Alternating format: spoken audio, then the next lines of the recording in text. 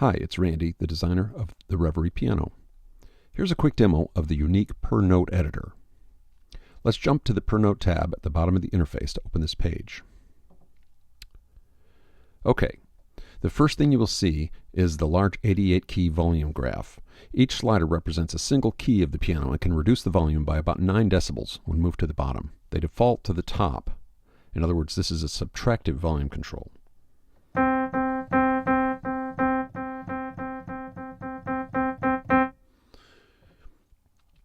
The purpose of this editor is to control keys that are hot or sticking out, which can happen with certain speakers or if you've done some EQ boosts in the mixer part of the page.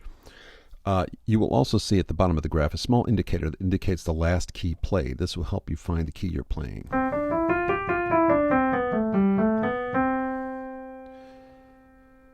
If you want to keep a particular key open for editing, use the freeze button on the left. This will hold the current selection until it's turned off, allowing you to hear your edit in the context of a passage. See, I've chosen this one note, and now I can edit it without worrying about jumping around. You can see that when I move the knob, the corresponding slider moves. You can do it either way. There's also a reset volume button over here. Resets all the sliders back to the top. Below the volume graph, there are other controls. The first of these is a fundamental control, which boosts or cuts the fundamental pitch of the selected note. This can act as a fullness control for keys that need it, or it can remove muddiness if that is an issue. I actually find this can do a lot of what the volume graph above does, but without affecting the overtones. This A might be a little thicker than the notes around it.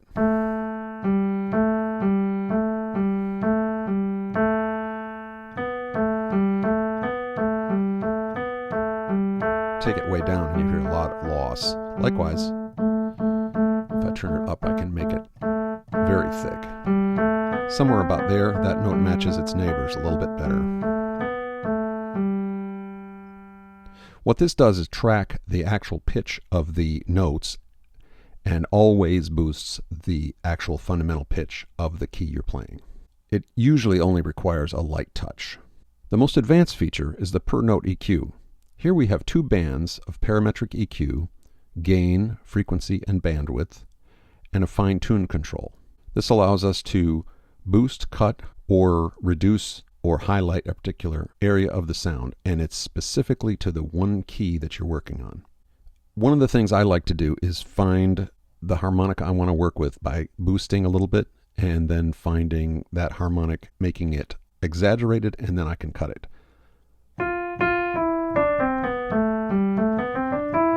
This F right here has a little bit of more of the 7th harmonic. Let's freeze that note. And let's use a narrow bandwidth and a boost. Now I'm going to tune up till right about there. I can make that harmonic stick out and I can fine tune. I'm right on it. Now, if I cut this just a little, it sounds a little more like its neighbors. Now, personally, I don't want every note to sound exactly the same on the piano, but if you wanted to fix some little detail of the sound, that's what this is for.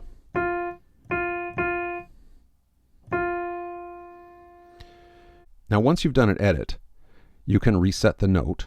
If you've decided you didn't like that edit, you hit reset. That resets the note you're looking at.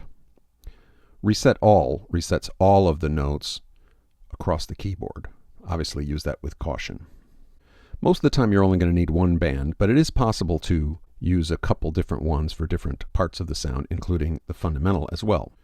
Now, once you have built your custom per note EQ across the keyboard, you can save it here for the future. When I do this, you'll see a dialog opens up that says save, give it a name, and it puts it in the data of the instrument folder. You can then load it later as well. It's also possible to save your work by going to the instrument header and naming the instrument and saving it with a different name. We want to be in classic view for this. Here, you can see I could go in here and give it a new name, save as, and my new instrument would have all these per note edits saved with it. But it would also be a good idea to save it as a preset for later. So that's an overview of the per note editing you will find in the Reverie Piano. Thanks for watching.